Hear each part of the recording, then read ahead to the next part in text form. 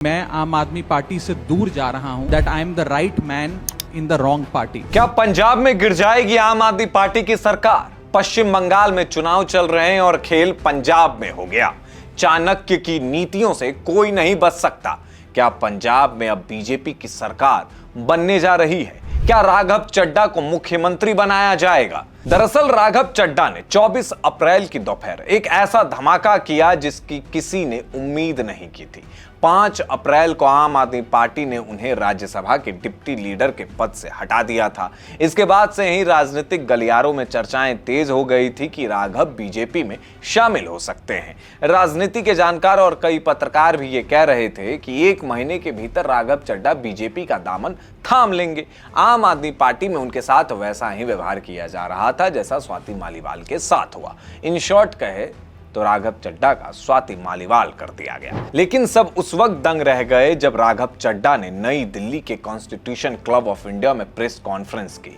इस दौरान उनके साथ आप के वरिष्ठ नेता और सांसद संदीप पाठक और सांसद अशोक मित्तल भी मौजूद थे। वही अशोक मित्तल जिसे राघव चड्ढा के बाद राज्यसभा में डिप्टी लीडर बनाया गया था। राघव चड्ढा ने वहां वही ऐलान किया जिसकी अटकलें लगाई जा रही थी, लेकिन इसमें एक बड़ा मोड़ था। उन्होंने बताया कि सिर्फ वो नहीं बल्कि उनके संपर्क में 6 अन्य सांसद भी हैं जो बीजेपी में शामिल हो रहे हैं। इन 7 सांसदों के जाने से राज्यसभा में आम आदमी पार्टी बिखर जाएगी, क्योंकि उनके कुल 10 सांसद में से 7 अब बीजेपी के पाले में होंगे। प्रेस वार्ता खत्म करने के बाद राघव चड्ढा, संदीप पाठक और अशोक मित्तल सीधे बीजेपी कार्यालय पहुंचे, जहां वो आधिकारिक तौर पर पार्टी में शामिल हो गए।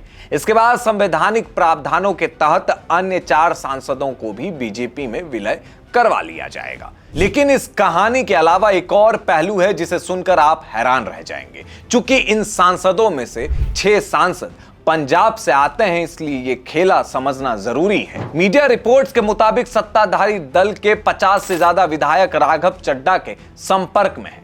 यदि ये सच है तो पंजाब से आम आदमी पार्टी की विदाई निश्चित है और 50 विधायकों को लेकर कांग्रेस के भी बयान सामने आ गए हैं। और इस बयान को पढ़ने के बाद ऐसा लगा कि कांग्रेस आपसे कह रही है, हम तो डूबे हैं सनम, लेकिन तुमको भी ले डूबेंगे।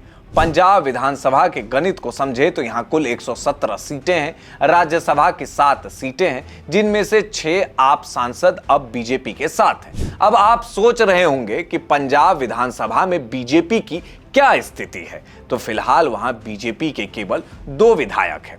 ऐसे में राघव चड्ढा का बीजेपी में आना पंजाब में पार्टी के लिए रास्ता साफ कर रहा है।